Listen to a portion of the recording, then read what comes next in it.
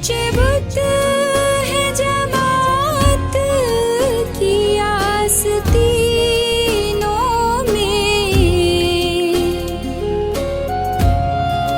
अगरचे बुत है जमात की आस्तीनों में, मुझे है हुक्म अज़ा, मुझे है हुक्म अज़ा, ला इलाहा इल्लल्लाह, ला इलाहा इल्लल्लाह, ला इलाहा इल्लल्लाह। ये जो है ना, ये साद है और ये मेरे बड़े फेवरेट बच्चा है। He is very capable.